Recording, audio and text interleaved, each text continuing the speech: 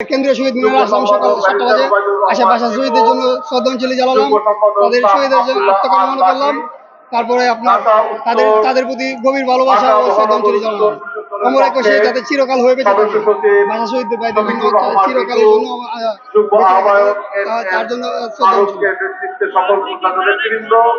এবং ঢাকা মহানগর দক্ষিণ কৃষক দলের পক্ষে আব্দুল বক্কর অনেকেরই আরো 5 জন যাদের নাম হয়তো মনে আসতেছে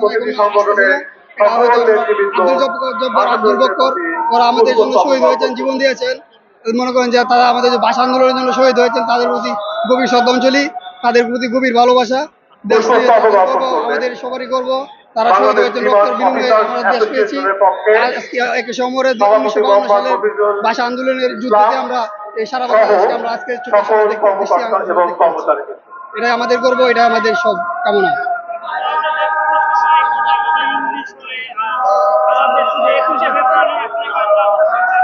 সবাই বাংলায় কথা বলে, বাংলা ভাষার জন্য আমরা জীবন দিয়েছি, শহীদ হয়েছি। বাংলা ভাষা কথা বলবো না, আমরা আর কি বলবো? আমরা তো আমাদের ভাষাই তো বাংলা, আমাদের মায়ের ভাষাই বাংলা, আমাদের গর্ব হয়েছে আমাদের বাংলা।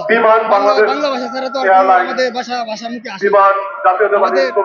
আমাদের ভাষা হচ্ছে, আমাদের গর্ব হচ্ছে আমাদের বাংলা ভাষা, আমাদের মাতৃভাষা, আমাদের মায়ের ভাষা, আমাদের নিজের মুখের ভাষা।